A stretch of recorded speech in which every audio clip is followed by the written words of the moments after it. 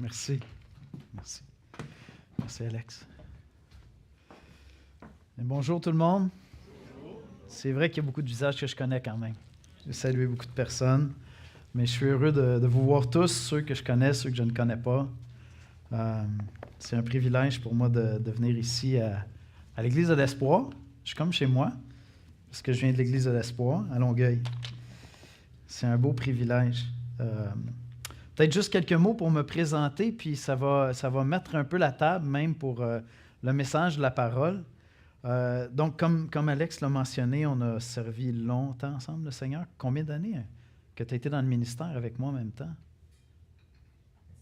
Une dizaine d'années, hein? Une dizaine d'années. Probablement un des pasteurs avec qui j'ai servi le plus longtemps aussi. Fait que, oui, ça a été vraiment un grand privilège. Puis une belle joie de voir comment Dieu a dirigé pour qu'Alexandre vienne ici dans la suite du ministère de Gilles Saunier. C'est fascinant de voir comment Dieu, dans sa providence, a des choses en réserve. C'est vrai pour l'Église, c'est vrai pour vos vies, c'est vrai pour vos familles, même lorsqu'on ne comprend pas ce que Dieu fait. Quand Dieu est venu chercher Gilles, c'était « Mais que fais-tu, Seigneur? Tu nous surprends. » Tout semblait tellement prendre une belle direction. Et puis, mais Dieu avait des desseins. Et Gilles est en train de célébrer le Seigneur. Et vous êtes en train de célébrer le Seigneur. On est en train de le faire ensemble ce matin. Donc, gloire à Dieu. Il est souverain. Il sait absolument ce qu'il fait. Comme ça a été mentionné, je suis pasteur à l'Espoir depuis 27 ans. Je suis tellement pas bon avec les chiffres. J'ai commencé là-bas. En fait, c'est mon église mère. C'est à peu près la seule église que j'ai connue. Ça m'intimide énormément de prêcher dans d'autres églises, quelle que soit la grosseur de l'église, parce que je suis habitué de prêcher devant une seule église, à l'église de l'Espoir depuis toujours. Esther et moi, on est mariés depuis 31 ans cette année. On a fêté notre anniversaire il y a 2 semaines. Donc ça, c'est un grand privilège. On a 2 grands-enfants. Isabeau, 25 ans. Beaucoup l'ont connu sous le nom de Jade, mais c'est parce qu'on leur a donné plusieurs prénoms, puis elle a dit « Ah, je veux prendre Isabeau, mon deuxième prénom. » Donc, Isabeau, 25 ans, puis Bastien, 22 ans. Et donc, j'ai le privilège de servir à l'Espoir, mais j'ai le privilège aussi de servir à Sola. Puis je reviens sur Sola, je vais vous expliquer un peu ce que c'est, mais vous allez voir, ça met la table même pour aller dans la parole de Dieu ensemble ce matin. Vous savez, moi, je suis un des pasteurs à l'Espoir à Longueuil. Vous êtes ici. Et vous savez quoi? On est des partenaires ensemble pour l'Évangile. C'est ça qu'on est en réalité. Toutes les églises qui prêchent l'Évangile, comme on va le voir, l'Évangile des apôtres, l'Évangile qu'on a dans la parole de Dieu, toutes les églises sur toute la terre, dans toutes les langues, nous sommes ensemble partenaires pour l'avancement du royaume de Dieu. Amen? C'est ça qu'on fait. On travaille ensemble pour la cause de l'Évangile. En fait, quand je vois plusieurs visages ici qui ont été avec nous pendant longtemps à l'Espoir, je me réjouis. Je me réjouis de ça parce qu'on est ensemble dans une cause qui est plus grande que toutes les églises locales. Et Dieu sait que nous croyons à l'Église locale. Mais ensemble, nous sommes partenaires pour l'Évangile. Et cette assemblée fait partie de l'ABEC, près de 80 églises au Québec.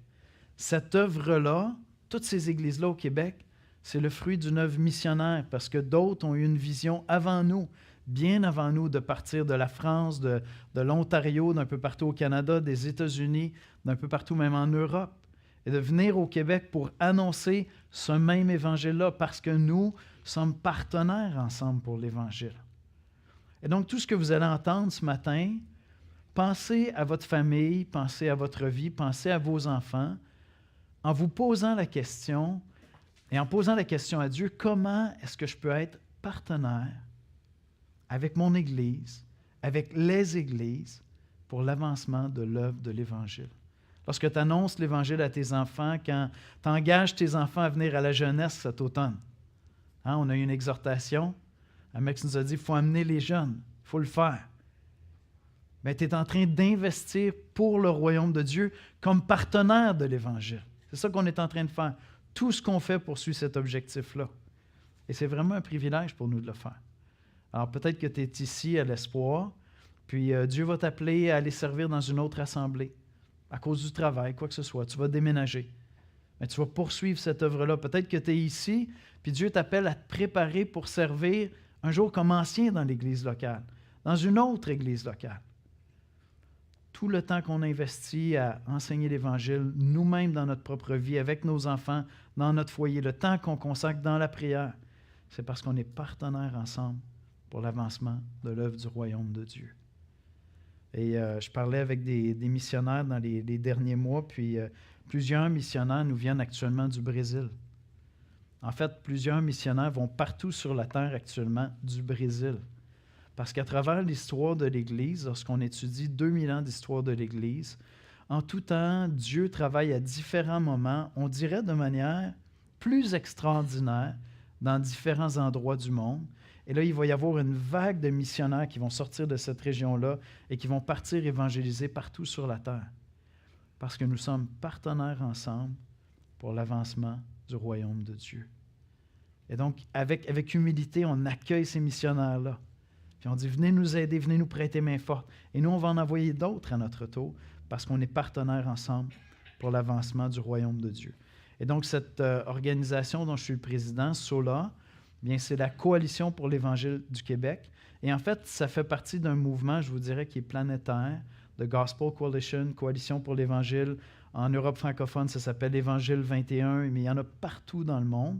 Et donc, moi, je suis président de cette organisation-là qui vise à faire quoi? Qui vise à rassembler des leaders, des pasteurs qui ont vraiment une compréhension biblique de l'Évangile et d'en faire la promotion dans nos églises. Qu'on n'ait pas une compréhension superficielle de l'Évangile, mais profonde et riche de l'Évangile, et qu'on soit fiers de ça, puis qu'on franchisse certaines barrières, des fois entre nos dénominations, pour mettre nos efforts en commun, mais dans une définition riche de l'Évangile, pas quelque chose de superficiel. Des fois, on a vu ceux il y a quelques-uns ici qui ont roulé leur bosse dans l'Évangile depuis des années, là, sans vouloir vous offenser. Vous n'êtes pas des petits genoux qui tenaient de la veille. Et souvent, on a fait des partenariats, même au Québec, pour faire des campagnes d'évangélisation. Et on pouvait venir de différentes familles d'église, mais c'est comme si tout ce qu'on arrivait à faire ensemble, c'était une soirée d'évangélisation. Parce qu'on s'entendait sur une définition assez réduite de l'Évangile. Puis on se disait, bien là-dessus, on s'entend, fait qu'on va faire ça ensemble. Et on ne faisait pas beaucoup de choses ensemble. Sola est là pour dire, non, on va faire la promotion d'un Évangile qui est riche et puissant, qui est profond, qui est profondément ancré dans la parole, et puis on va élargir ça. Et Dieu rassemble 8 ou 9 familles d'églises d'un peu partout au Québec. On parle de 200 à 300 églises qui sont représentées à l'intérieur de Sola. Et donc, je vous invite à aller voir le matériel qu'on produit là sur sola.org, avec Évangile 21, avec Gospel Coalition, puis il y a du matériel pour toutes les générations, et même souvent dans beaucoup de langues aussi, si vous allez avec Gospel Coalition. Vous allez voir, il y a beaucoup de matériel vraiment intéressant. Alors, j'aimerais aller dans la prière, puis je vais vous lire ensuite un passage qui vient de 2 Timothée, et vous allez voir où je m'en vais avec toute cette longue introduction-là ce matin.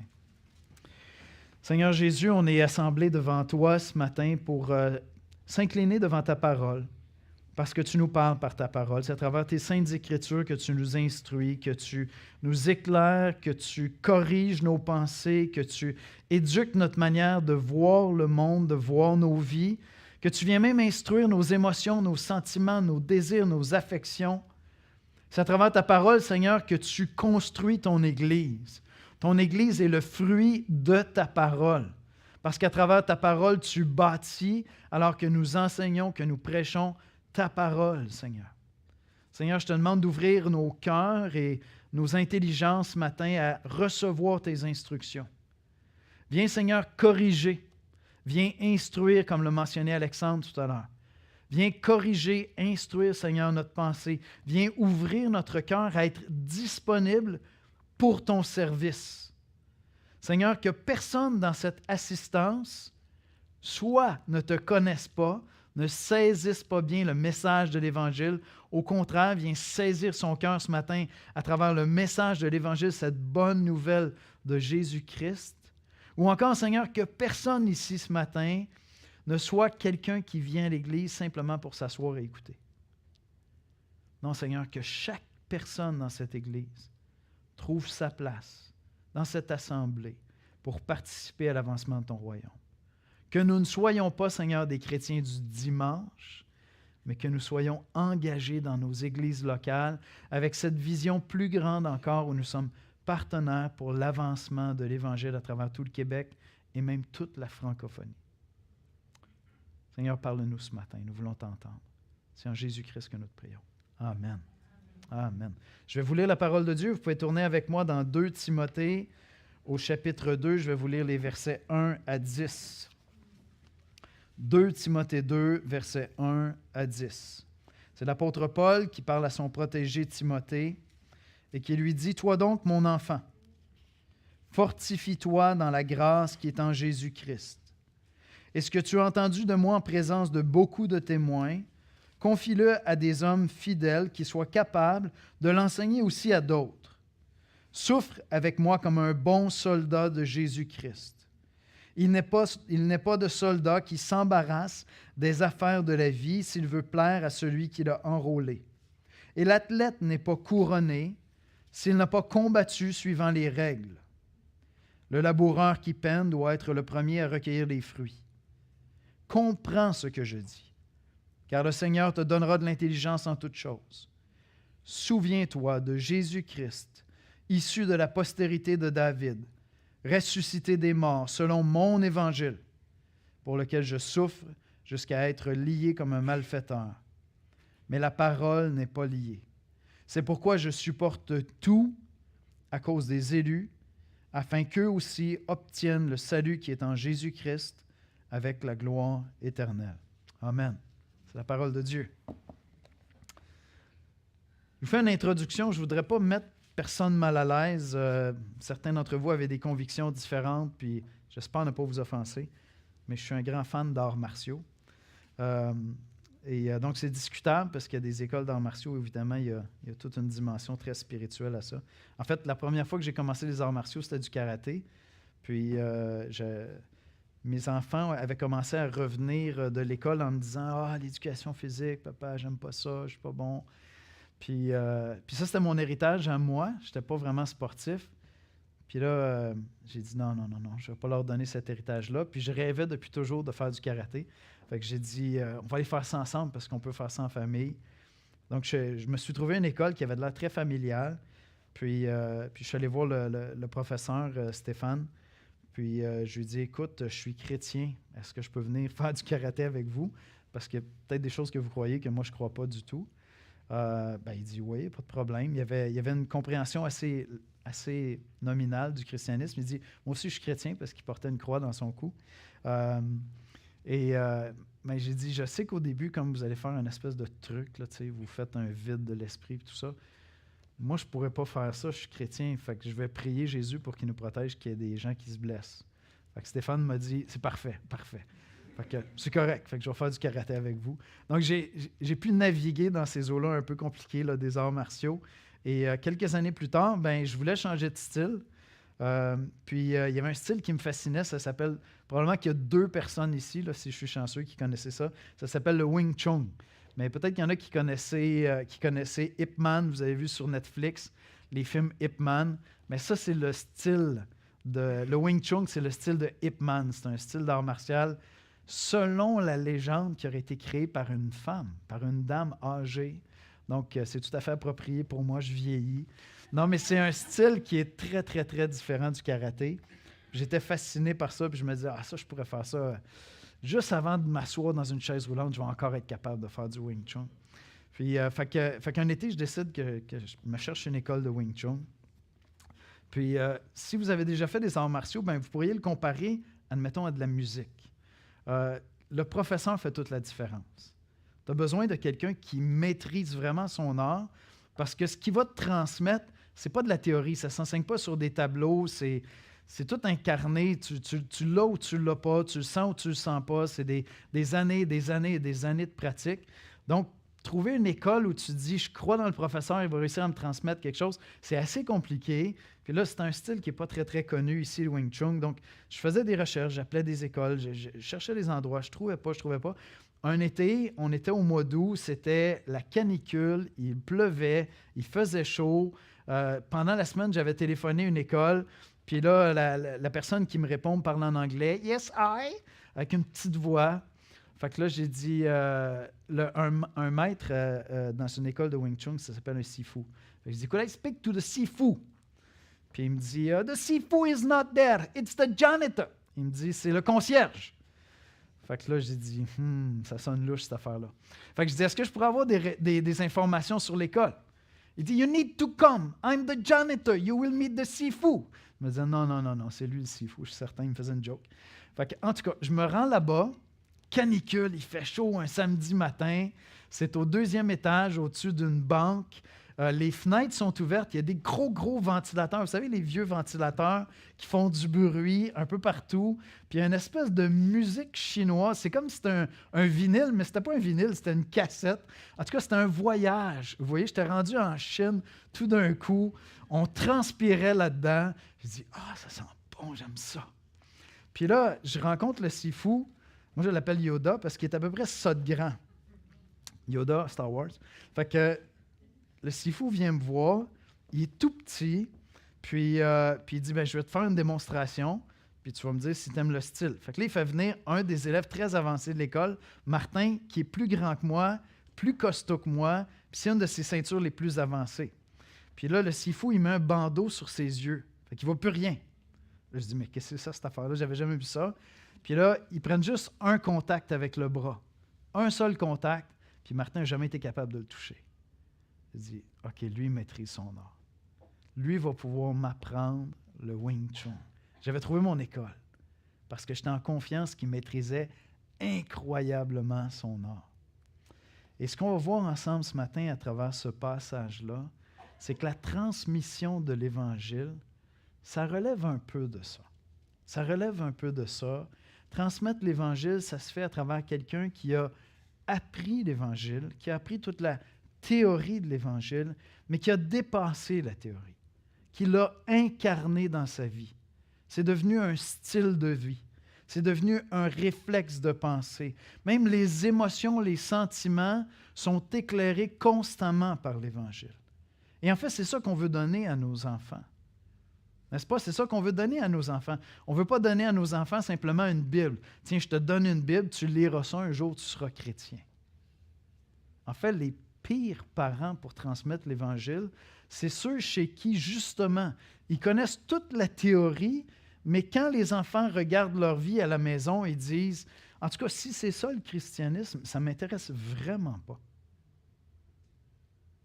Parce que transmettre l'Évangile, ça se fait par une vie qui a véritablement appris, compris l'Évangile dans toute sa richesse, sa profondeur, et qu'il a intégré dans sa vie. C'est devenu un système de valeurs, une manière de penser, une manière même de ressentir la vie, de réagir aux épreuves de la vie. Et aucun d'entre nous n'est parfait. On est des saints qui pêchent. On continue à tomber par moments. Mais même là, lorsqu'on tombe, on sait être des exemples pour notre famille, pour nos enfants. Amen? C'est ce qu'on désire. J'espère que c'est ce que vous désirez. Pour vos enfants, pour vos amis, pour vos proches, être des modèles vraiment de l'Évangile. Voyez-vous, lorsqu'on veut transmettre quelque chose d'aussi précieux, aussi profond, aussi riche que l'Évangile, ça dépasse mon expérience avec les arts martiaux, mais on veut trouver des gens, on veut trouver des églises où l'Évangile est vraiment intégré dans la vie. La parole de Dieu, ce n'est pas de la théorie, c'est quelque chose qui est vécu au quotidien et qui peuvent ensuite transmettre à leur tour l'Évangile. Voici comment je résumerai les quelques éléments que je veux faire sortir du passage ici ce matin. Donc, je résume le message comme ceci. Pour la cause des élus, nous confions l'Évangile à des hommes et des femmes fidèles et nous les envoyons avec la grâce de Jésus-Christ. Pour la cause des élus, nous confions l'Évangile à des hommes et des femmes fidèles et nous les envoyons avec la grâce de Jésus-Christ. Et je prends le temps même de dire hommes et femmes parce que vous allez voir, j'applique ce passage-là à toute l'Église, à vous tous. Vous êtes tous appelés à être ceux qui vont transmettre cet évangile-là, vous et moi. J'aimerais ça commencer par le but. Je commence par la fin du passage. Regardez avec moi le verset 10. C'est pourquoi je supporte tout à cause des élus, afin qu'eux aussi obtiennent le salut qui est en Jésus-Christ avec la gloire éternelle. Donc, je commence par le but. Le but de tout ce que Paul va dire ici, le but de l'exhortation qu'il donne à son protégé Timothée, j'oserais dire le but de tout ceci. Lorsqu'on demande c'est quoi le but de l'Église, bien, on peut répondre évidemment, c'est la gloire de Dieu. Amen? Le but de l'Église, c'est de glorifier Dieu. Mais ça, je veux dire, on va le faire pour l'éternité. On va le faire mieux même dans l'éternité. Parce que nous ne serons plus des saints qui péchons, qui tombons dans le péché. On va être des saints qui marchent toujours dans la sainteté. Et donc, on va glorifier Dieu pour l'éternité. Mais le but de l'Église sur la terre, c'est la transmission de l'Évangile. Le but de l'Église sur la terre, c'est de trouver ceux que Dieu appelle. Ceux que Dieu appelle dans son royaume, littéralement. C'est le but de l'Église. L'Église locale est là pour ça. Pour trouver ceux que Dieu appelle dans son royaume. La gloire de Dieu, oui, mais trouver. Trouver ceux que Dieu appelle dans son royaume. On lit dans 2 Timothée 2,8, « Souviens-toi de Jésus-Christ, issu de la postérité de David, ressuscité des morts selon mon évangile. » Paul est en train de préparer Timothée à former des hommes fidèles. La terre entière a développé une expertise dans les dernières années. Je vais dire le mot qu'il ne faut pas dire, là, COVID. Mais on est tous devenus des experts en pandémie dans les dernières années. On a vécu comme un exercice de formation super intense, tout le monde. Puis je ne prétendrai pas être expert, puis vous allez voir, je ne m'en vais pas dans aucune polémique ici ce matin, mais je m'en sens juste comme illustration. Lorsque la pandémie faisait rage, il y avait des symptômes qui pouvaient t'aider à dire « peut-être j'ai attrapé la COVID, là, peut-être je l'ai, peut-être je ne l'ai pas, mais j'ai peut-être un rhume aussi, je ne sais pas. » Comment on faisait pour savoir si vraiment on avait la COVID? On allait passer un test. C'est la seule manière qu'on avait de dire, ben là, c'est pas un rhume comme d'habitude, c'est différent. Je vais aller faire un test. Puis, en plus, on passait des tests parce que des fois, tu étais asymptomatique avant, finalement, d'avoir les symptômes.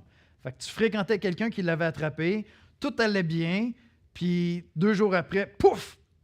Mais tu étais peut-être déjà même contagieux avant.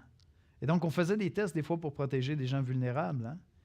Juste pour éviter de leur transmettre quelque chose. Voyez-vous, les élus, ceux que Dieu appelle, sont asymptomatiques.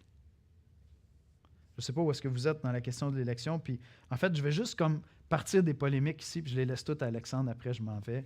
Fait que mon rôle à moi, c'est pas de régler les polémiques, c'est juste de les créer. Mais je ne suis pas en train de rentrer dans la substance de l'élection, puis comment ça fonctionne. Tous les chrétiens qui lisent la Bible croient dans l'élection. Après, ça se complique un peu. Sur quelle base, l'élection, tout ça. Mais je veux dire, la Bible est claire. L'élection est là partout dans les Écritures. Dieu appelle.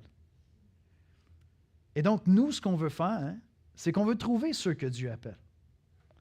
Mais le problème qu'on a, c'est que c'est comme des gens qui ont la COVID et qui sont asymptomatiques. Les élus sont asymptomatiques. Tu ne peux pas les détecter.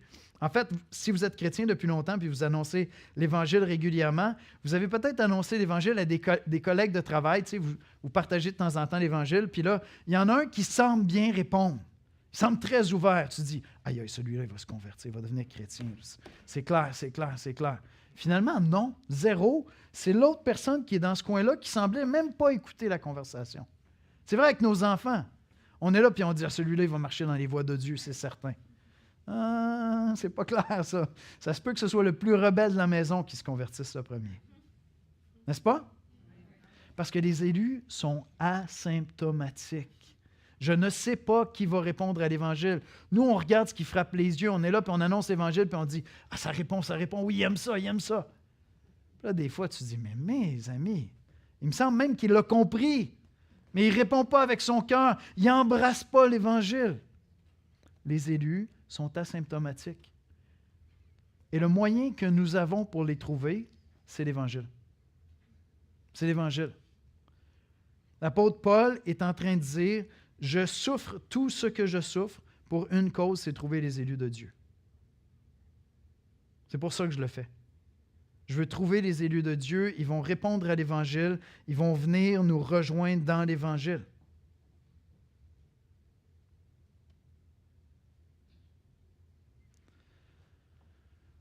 Mais comment on fait pour les détecter? On annonce l'Évangile. C'est le seul moyen qu'on a. Le but de l'Église, c'est de glorifier Dieu. Mais le but de l'Église, c'est de glorifier Dieu en trouvant les élus. Et peut-être que dans tes enfants à la maison, il y en a un qui semble plus ouvert, plus disponible, moins rebelle, plus docile. Tu annonces l'Évangile à tous tes enfants. Dans ta famille, chez tes frères et sœurs, chez tes parents, il y en a un qui semble plus ouvert à l'Évangile, un autre moins. Tu annonces l'Évangile à tous tes parents. Chez tes collègues de travail, chez tes amis à l'école, il y en a un qui a toujours l'air de se prendre la tête avec toi quand tu affiches ta religion à l'école, puis il ne veut rien savoir, puis c'est ton premier adversaire. Dieu pourrait te surprendre, c'est peut-être lui qui va se convertir. Tu annonces l'Évangile à tous tes amis. Parce que c'est le moyen que Dieu nous a donné pour trouver les élus de Dieu. Et si l'Évangile est dans ton cœur aujourd'hui, si l'Évangile est dans ta vie aujourd'hui, c'est parce que Dieu t'a attiré à lui à travers le message de l'Évangile. Quelqu'un t'a prêché l'Évangile de Jésus-Christ. Et ton cœur a résonné avec ça. Ton voisin, ton ami, ton frère, ta sœur ont entendu le même message. Et ce message-là n'est jamais devenu une mélodie qui faisait vibrer ses affections. Mais toi, il y a un moment où ce message-là a éveillé quelque chose en toi. Tu te dis, wow, il y a quelque chose de plus grand que moi. Il y a un Dieu qui existe qui est plus grand que moi. Puis moi, je suis petit devant ce Dieu-là. Je suis pécheur devant ce Dieu-là. Puis il a donné son Fils pour moi. Voyez-vous, ce message-là a commencé à résonner puis à réveiller des affections, des sentiments, des émotions, un désir de réponse. C'est devenu une mélodie. C'est plus de la théorie. Mais c'est parce que quelqu'un a annoncé l'Évangile de Jésus-Christ. Et on l'annonce dans l'Église. J'ai aucun doute qu'Alexandre vous annonce l'Évangile régulièrement. Certains d'entre vous vous dites, « Hey, dans cette Église-là, on dirait qu'on entend tout le temps parler de l'Évangile. Il n'a pas compris qu'on est des chrétiens. Tu annonces l'Évangile aux gens de l'extérieur. » Bien, on le fait pour deux raisons. Premièrement, parce qu'on ne peut jamais prendre pour acquis que tout le monde ici est chrétien ce matin. En fait, j'oserais vous dire qu'au nombre où nous sommes, c'est certain qu'il y en a un qui n'est pas chrétien. Puis l'Évangile est peut-être en train de commencer à résonner en toi. Peut-être que ça t'attire.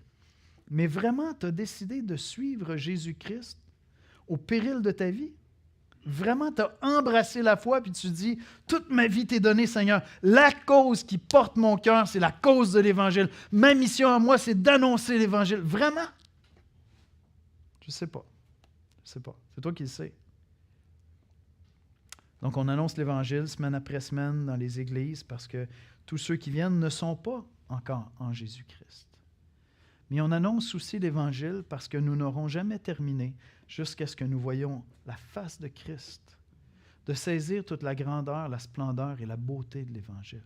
Toutes ces implications dans notre lecture, notre compréhension de la parole, dans notre manière de vivre, dans notre manière de répondre aux tentations. L'Évangile, ce n'est pas le début de la vie chrétienne, c'est toute la vie chrétienne. Saisir la personne et l'œuvre de Jésus-Christ, c'est l'œuvre de toute notre vie. Nous lisons toutes les Écritures pour connaître Jésus-Christ et son œuvre dans nos vies. Et c'est pourquoi nous prêchons constamment l'Évangile de Jésus-Christ. Et si vous étudiez les lettres de Paul, vous voyez très bien qu'il y a un thème dans sa vie, c'est l'Évangile de Jésus-Christ. Ces lettres sont écrites pour des chrétiens. Elles ne sont pas écrites pour des non-chrétiens. Donc Paul dit, tout ce que je fais a un seul but, c'est trouver les élus de Dieu, et je le fais en prêchant l'Évangile. Maintenant, quel Évangile? C'est mon deuxième point.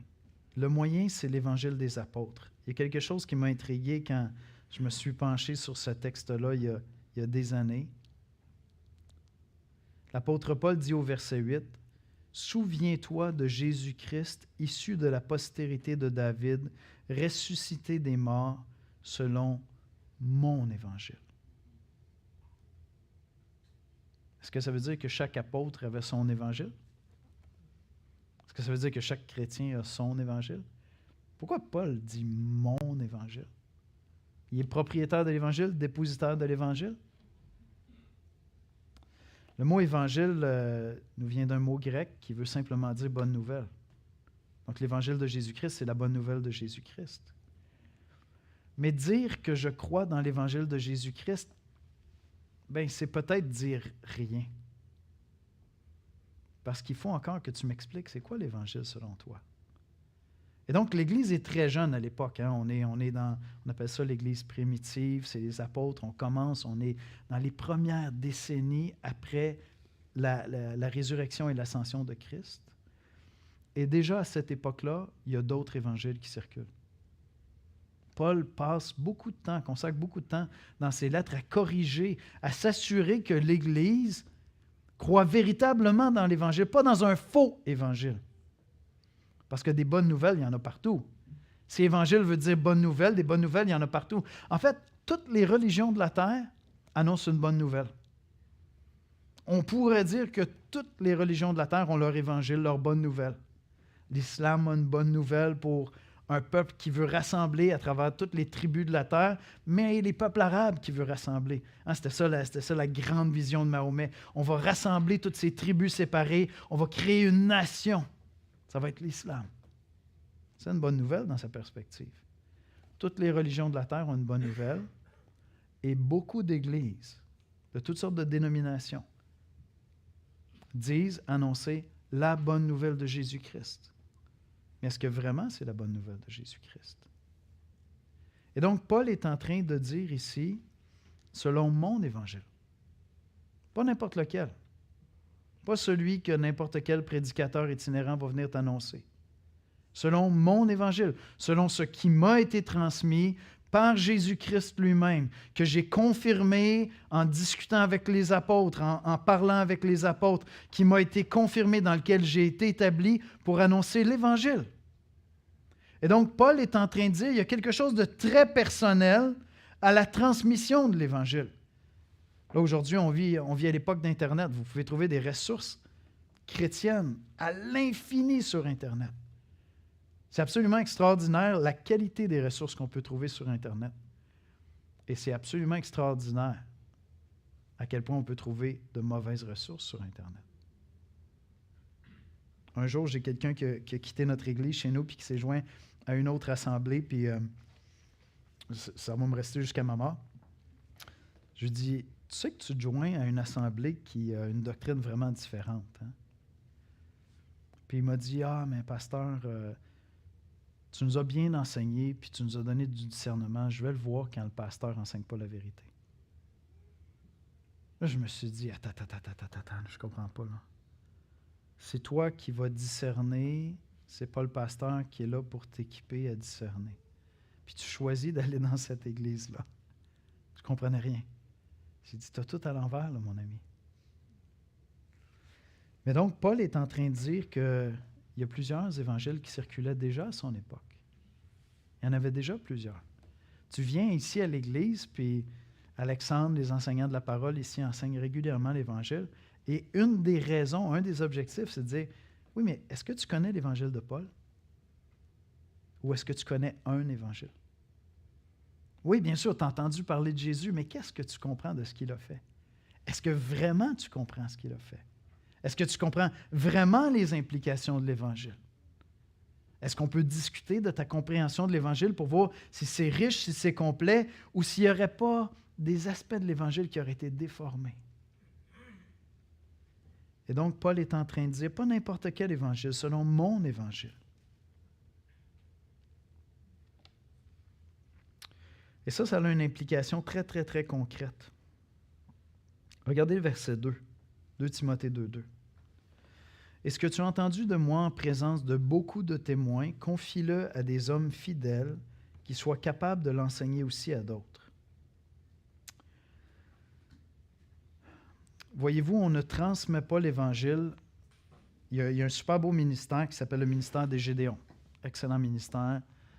On fait des copies de la Bible, on distribue ça partout sur la terre. Maintenant, ça, ce n'est pas un plan d'expansion pour l'Évangile. Dieu ne nous a pas dit, voici, on va inventer la presse tout de suite à l'ascension de Jésus. Il aurait pu le faire 2000 ans plus tard si ça avait été le plan de match. On va imprimer des Bibles puis on va les distribuer partout sur la terre. Le travail est fait. Vous voyez, lorsque quelqu'un vient ici, vous ne faites pas juste lui donner une Bible.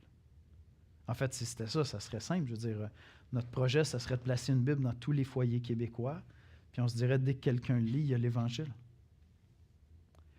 Mais ce que je vois dans ce verset-là, c'est que la transmission de l'Évangile se fait à travers une personne qui a étudié les Écritures, qui a développé une fidélité à comprendre ce que les Écritures enseignent, qui a développé une fidélité à vivre les valeurs de l'Évangile, des Saintes Écritures, dans sa vie personnelle, qui a été éprouvé dans une église locale, qui le regarde puis qui dit « Cette personne-là est un fidèle enseignant de l'Évangile. » Et là, Paul dit « Cette personne-là va pouvoir transmettre l'Évangile. »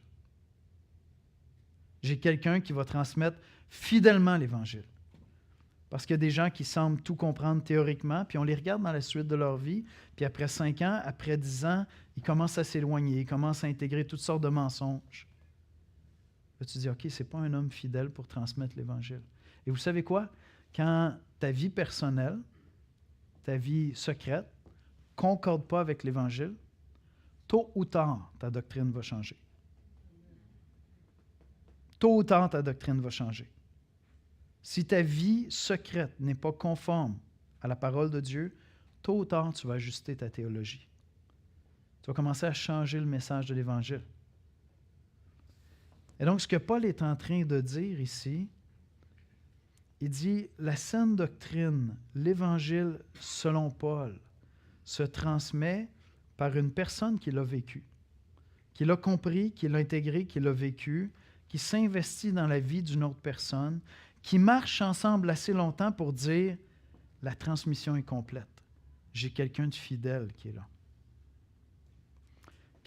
Quand Alexandre m'a dit « Yannick, je pense que peut-être que Dieu m'appelle à aller à Saint-Hubert. » Là, il changeait mes projets. Là. Moi, j'avais tellement des projets pour Alexandre. On avait des plans. Il était avec nous à Longueuil jusqu'à sa mort ou jusqu'à la mienne, tu sais. Toi aussi, tu avais des projets, hein, Pierre? Mais le Seigneur avait des projets. Et quand j'ai commencé à entrevoir que ça venait peut-être de Dieu, qu'Alex et Cynthia s'en viennent ici avec les enfants, j'ai dit, Dieu veut bénir l'Église de Saint-Hubert.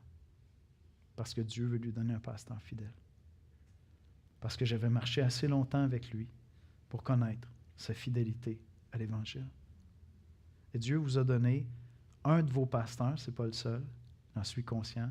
Il y avait déjà des hommes fidèles ici, mais il vous a donné un pasteur qui est fidèle à l'Évangile, qui a été éprouvé dans sa doctrine, dans sa théologie et dans sa vie personnelle, et qui a été trouvé fidèle à l'Évangile pour transmettre. C'est une grâce, c'est un privilège. Apprenez de tels hommes. Apprenez de tels hommes pour comprendre quel est votre rôle à vous dans ce partenariat-là où on est engagé pour le royaume de Dieu. On est ensemble engagés pour le royaume de Dieu et Dieu vous a donné ici. Sans aucune réserve, je vais recommander des gens qui me disent « Ouais, mais Yannick, il n'y aurait pas une bonne église qui serait plus proche de chez nous. » Va à l'église de Saint-Hubert, à l'église de l'Espoir à Saint-Hubert. Parce qu'on va te transmettre l'Évangile. Et voyez-vous, je crois que ça s'applique à vos pasteurs, mais ça s'applique à toute l'Église. Comme parent, je veux être fidèle dans ma compréhension des Saintes Écritures, dans ma compréhension de l'Évangile. Je veux être fidèle dans ma manière d'intégrer ça dans ma vie personnelle. Je veux être fidèle dans le modèle que je suis en train de représenter. Et encore une fois, comme on l'a dit, on n'est pas parfait. C'est ça la beauté de l'Évangile. C'est que même dans nos repentances, on peut encore annoncer l'Évangile. Auprès de nos enfants, auprès de nos collègues de travail, auprès de nos voisins, auprès de l'Église. Dieu sait combien de fois j'ai demandé pardon à l'Église. Et donc, j'étais en train d'annoncer l'Évangile alors même que je me repentais devant l'Église. Et certainement, je ne l'ai pas fait parfaitement. Personne n'est parfait pour le faire. Mais on peut grandir vraiment à comprendre tout l'Évangile, à l'intégrer dans nos vies, à être éprouvé. Et ce que je vois ici dans ce passage-là, c'est que Paul avait investi sa vie personnelle dans la vie de Timothée. il avait éprouvé Timothée. Il connaissait sa fidélité à la saine doctrine, il connaissait sa fidélité dans sa vie personnelle. Et il dit à Timothée, maintenant c'est à ton tour de passer le bâton. Et donc, une grande partie de tout ce que nous faisons dans l'Église, c'est que nous cherchons à transmettre comme ça. Quand, comme sœur, tu vas voir une jeune sœur qui arrive dans l'Église, puis tu lui dis, j'aimerais ça qu'on prenne du temps ensemble pour étudier un livre de la Bible. J'aimerais ça qu'on prie ensemble. Puis elle commence à te partager ses combats, puis elle est tentée de s'éloigner de Dieu parce que là, ça devient lourd, puis tu l'aides à se confier dans le Seigneur. Tu es en train de procéder à cette transmission de l'Évangile, où tu lui dis non, Christ est plus grand que tes épreuves. Christ a vaincu la mort. Viens, confie-toi en lui. Tu es en train de lui transmettre l'Évangile. Quand vous investissez avec les enfants qui sont tout petits, vous êtes en train de leur transmettre l'Évangile. Quand vous prenez des cours plus avancés à l'Église, vous êtes en train de recevoir cette transmission de l'Évangile. Amen? C'est ça qu'on est en train de faire.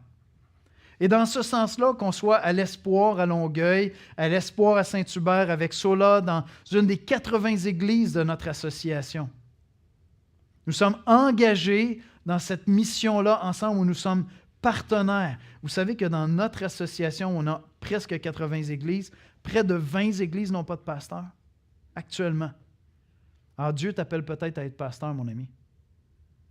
Quel que soit ton âge, Dieu t'appelle peut-être à dire, OK, j'arrête de niaiser, comme on dit au Québec.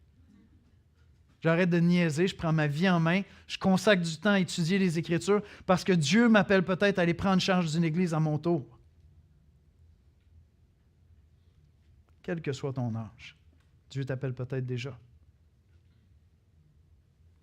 Je me suis converti dans la première année, j'étais convaincu que j'étais appelé au ministère. Alexandre était ingénieur lorsque Dieu l'a appelé au ministère. Dieu nous appelle n'importe quand. Mais ce que nous faisons, c'est ça. Une des choses qu'on fait à l'Espoir à Longueuil, c'est qu'on accueille des missionnaires qui viennent d'un peu partout dans le monde pour faire leur intégration culturelle ici, les aider à découvrir l'Église québécoise, puis ensuite qu'ils soient déployés dans une autre Église. Alors ce matin, Jean-Élie Moulin, qui vient de la Martinique française, prêche à l'Église de Hull, où André Constant a été pasteur principal pendant 40 ans. Et le 9 juillet, priez là-dessus, le 9 juillet, l'Église va voter à savoir s'ils accueillent Jean-Élie Moulin comme pasteur. Il a été pasteur 18 ans en Martinique. C'est un homme d'expérience. C'est un homme aguerri. C'est un homme fidèle. Il va avoir passé 1 an avec nous, avec son épouse Eun-hye, qui est sud-coréenne. Et puis, Dieu voulant, ils vont prendre charge de cette Église-là. L'Église de l'Espoir à Longueuil, on est investi dans le projet de la réimplantation de l'Église de Sorel. C'est une vieille église aussi, l'Église de Sorel. Ils sont une 50aine maintenant. Ils n'ont pas de pasteur sur place. C'est les anciens de l'Espoir à Longueuil qui sont les anciens de Sorel. Puis là, on a peut-être un Brésilien qui s'en vient. Orlando, son épouse Camilla, 10 ans de ministère pastoral, un homme fidèle, éprouvé. J'ai parlé il y a 2 semaines au pasteur qui l'a conduit au Seigneur, qui a fait sa formation de disciple, qui l'a préparé au mariage pour qu'il se marie avec Camilla, qui l'a préparé pour le ministère, qui l'a établi dans le ministère, qui l'a coaché pendant 10 ans de ministère. Puis là, il dit, moi, je m'en viens au Québec. Est-ce que vous voulez que je vienne m'occuper de l'Église de Sorel? C'est excitant. Et donc, s'il s'en vient, ils vont passer 2 ans avec nous, le temps d'apprendre la langue, ils parlent portugais, et puis tranquillement rentrer dans le ministère. Vous voyez? On est partenaires ensemble pour l'Évangile. Et je ne sais pas où est-ce que tu es là-dedans, quels sont tes rôles à toi dans ce partenariat-là, mais en t'investissant dans ton Église locale, tu es en train de travailler à la transmission de l'Évangile. En donnant fidèlement, financièrement à ton Église locale, tu es en train de contribuer à l'avancement de l'Évangile. En enseignant à des enfants, en prenant du temps pour t'investir dans la vie d'une personne, tu es en train de faire cette différence-là aussi. Je termine rapidement avec le dernier point. Il y a un prix à tout ça, puis il y a une grâce à tout ça. Le prix à payer est de souffrir en étant soutenu par la grâce. Voyez-vous, le passage commence avec « souffre, souffre avec moi », comme un bon soldat de Jésus-Christ. Parce qu'il y a beaucoup de souffrances qui viennent avec la persévérance dans l'Évangile. Quand je suis arrivé, j'ai salué beaucoup de personnes que je connais. On aurait pu aller prendre un café, presque chacun d'entre vous, puis faire le récit des souffrances de nos vies des 10 dernières années. Beaucoup de souffrances qui viennent avec l'Évangile. Des fois, c'est des attaques personnelles. Des fois, c'est juste le fait de persévérer dans la foi, alors que c'est dur, c'est lourd. Il y a des gens autour de toi qui tombent, qui abandonnent, qui s'éloignent, puis toi, tu persévères dans l'Évangile. Ce serait tellement facile de te laisser aller. Certains d'entre vous, c'est persévérer dans votre couple. Pour vous, suivre Jésus-Christ puis souffrir comme un bon soldat, c'est juste être fidèle dans votre couple. Parce que votre conjoint, votre conjointe n'est pas fidèle actuellement à Dieu. Ne connaît peut-être même pas le Seigneur. Des fois, c'est vos enfants, des fois, c'est des collègues de travail. Mais certainement, ceux qui sont appelés à être pasteurs souffrent à cause de l'Évangile. Vous faites bien de prier pour vos pasteurs. J'espère que vous priez tous les jours pour vos pasteurs. J'aime le ministère. J'ai la plus belle vocation au monde après celle d'être chrétien, d'être époux, d'être père. Je suis pasteur. Wow! C'est incroyable. Mais chaque année, je dis au Seigneur, je ne sais pas comment ça se fait que je suis encore là. Je ne sais pas pourquoi tu me gardes, je ne mérite pas d'être là. 1er janvier de chaque année, je dis, Seigneur, je ne sais pas pourquoi tu me gardes là. Il y a du monde plus compétent, plus consacré, plus fidèle que moi. Mais aussi, des fois, je me pose la question, mais comment ça se fait que je suis encore debout? Parce que oui, c'est vrai que c'est pas facile. Puis c'est pas pour faire les martyrs que je dis ça. C'est que c'est exigeant. C'est exigeant. Le seul repos que tu trouves lorsque tu es pasteur, c'est en Jésus-Christ. Parce qu'il n'y a pas de repos dans tes journées, il n'y a pas de repos dans tes nuits. Ton cœur, ta vie va au rythme de l'état de l'Église. Quand quelqu'un souffre, la personne souffre. Dans une journée, tu te réjouis parce qu'il y a un enfant qui est né, puis il y a quelqu'un d'autre qui a appris qu'il vient de perdre son père, puis tu pleures avec lui. D'un téléphone à l'autre. Priez pour vos pasteurs. Priez pour qu'ils se reposent, qu'ils se fortifient dans la grâce. Et je termine vraiment avec ça. Comment est-ce qu'on fait pour accueillir les souffrances? Paul nous donne la clé au verset 1, 2 Timothée 2:1. « Toi donc, mon enfant, fortifie-toi dans la grâce qui est en Jésus-Christ. » Trouve ta force dans la grâce. De quoi il parle? Qu'est-ce qu'il est en train de dire? Par la grâce, on a été sauvés, on a cru en Jésus-Christ. Jésus est mort sur la croix pour nos péchés. Il est ressuscité d'entre les morts, il est monté auprès du Père. Dieu a béni son sacrifice. Ça, c'est la grâce. Ça veut dire quoi, se fortifier dans la grâce qui est en Jésus-Christ? Ça veut dire que chaque fois que c'est lourd de participer à cette œuvre-là, que c'est lourd de persévérer dans la foi, que c'est lourd de suivre un nouveau disciple qui est pris dans ses péchés puis il retombe encore dans ses péchés. Chaque fois que c'est lourd de servir pour le royaume de Dieu, je retourne à l'œuvre de Christ pour moi. Et lorsqu'on vous dit c'est quoi la grandeur de l'Évangile, c'est ça, je retourne à l'œuvre de Christ et je contemple l'œuvre de Christ. Puis je dis, Seigneur, c'est toi qui as tout fait pour que je sois chrétien. C'est là que je retrouve la force de persévérer.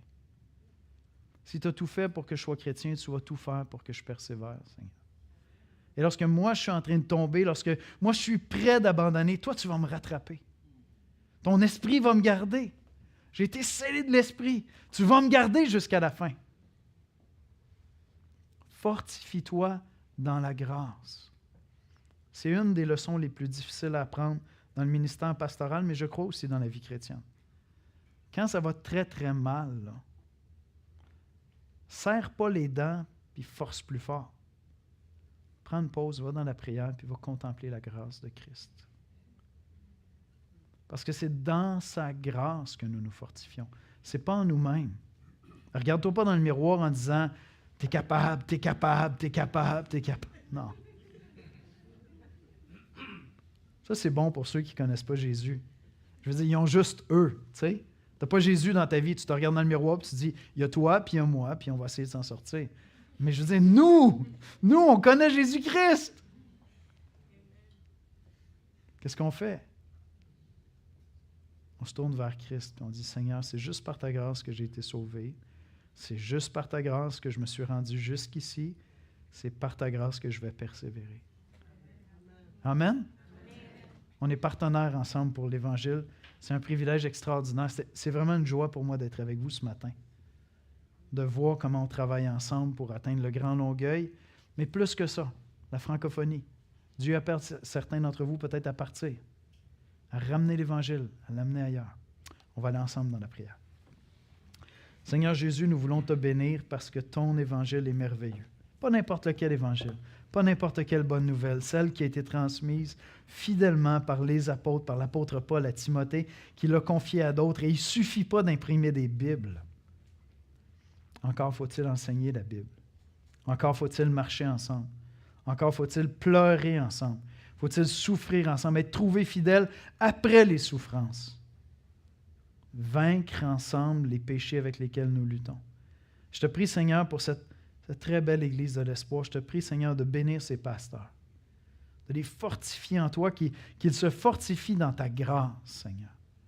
Et je te prie pour chaque personne ici ce matin, chaque personne qui est attachée de cœur à cette Église, donne-lui de voir toutes les manières par lesquelles elle peut contribuer à cette transmission de l'Évangile, en s'impliquant, en s'investissant, en enseignant, en priant, en donnant, en accueillant, en souriant simplement à la porte. Viens montrer à chaque personne quelle est sa part à jouer dans cette transmission de l'Évangile. Parce que, Seigneur, tu nous as donné l'Évangile pour trouver les élus. On en a trouvé un peu moins d'1% au Québec. Il y en a plus que ça, ce n'est pas possible. Donne-nous, Seigneur, de prêcher fidèlement l'Évangile. Et Seigneur, on va te rendre toute la gloire. On va te rendre toute la gloire. Parce que notre gloire, c'est toi, Jésus. C'est en ton précieux nom que nous prions. Amen. Amen.